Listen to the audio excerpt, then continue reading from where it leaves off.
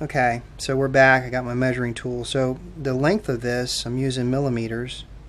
So let's say from the actual motor to the actual end of the wire, we're at 61.5 millimeters.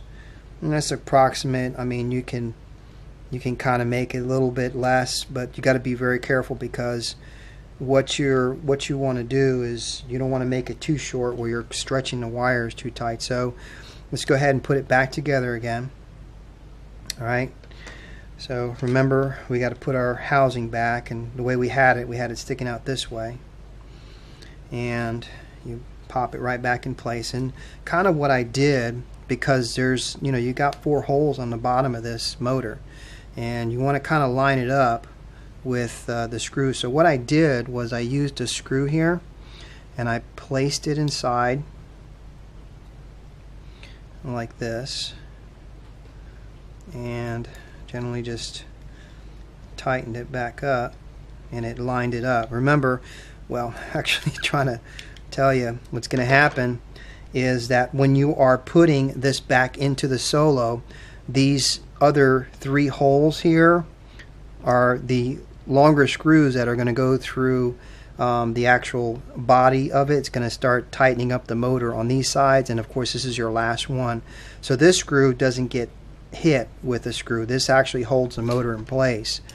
So now you've got it lined up. All the other screws are lined up. Once you put this one, this is going to be hanging out like this, and all you're going to do is you're going to put this back through and feed it back through this here,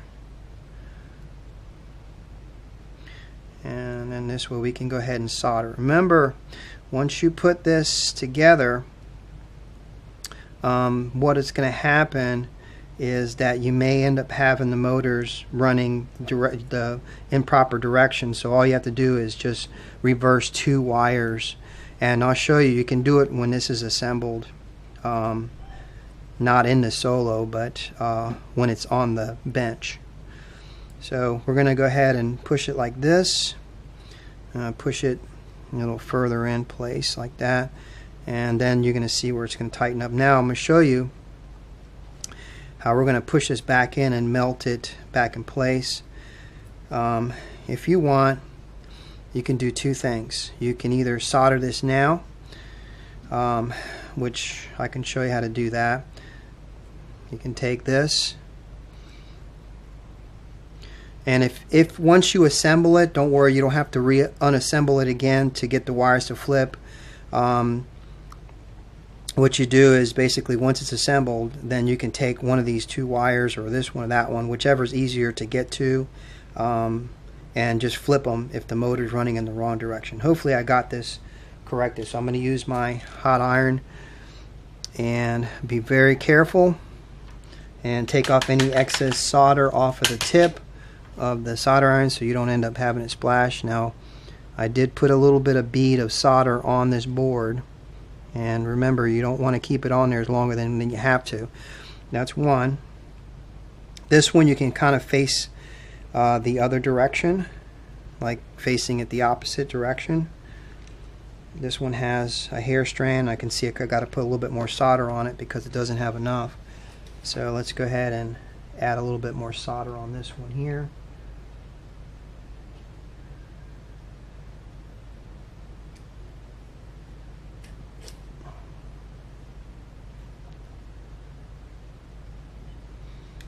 Alright, that looks good. Alright, so we're going to go ahead and place it this way. Remember, like I said, be very careful when you're doing this, because these ICs, if it touches, it's very difficult to get it off. So you apply a little bit of heat. When you start feeling the solder kind of melt, take it right off immediately, and it's on there good. So this way you can bend this back a little bit. Okay, you can bend it back and then put this one in the same direction. Kind of hold it like that.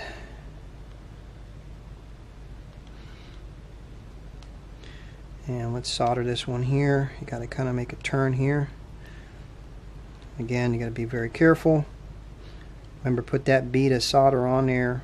There we go. This one came on there real quick. That was quick. See, with the extra bead of solder on here over the old solder, it makes it easier. Now I kind of like just make sure that nothing looks like it's touching, and you're good to go on this. Now let's go ahead and put it back together again.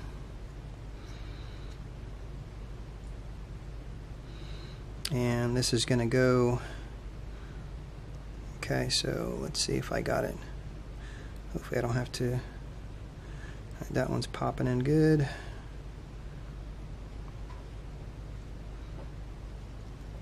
Our idea is try to, oops, the wires are in the way.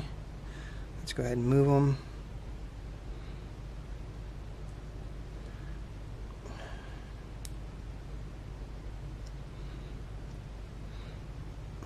Alright, let's see if I got it here. It's best to line up the ones in the front first. Okay, see how that snapped back in there, and then they're sticking out so you can melt it back on top to keep it firm. And then this one here, and sometimes if you hit it with too much heat, sometimes you can melt the plastic away. If you have to, you might have to put a little bit of glue on there. Now I'll go ahead and take this and take the soldering iron and basically just flatten it. Heat it and flatten it so it melts it right over the board, and this way it'll keep it in place. And you do the same thing with the two fronts. You melt them like that, and then you do the second one.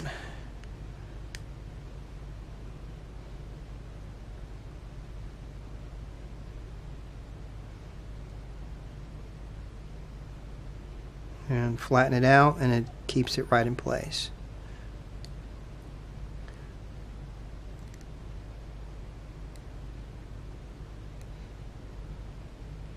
Okay, so now we are actually done with this motor.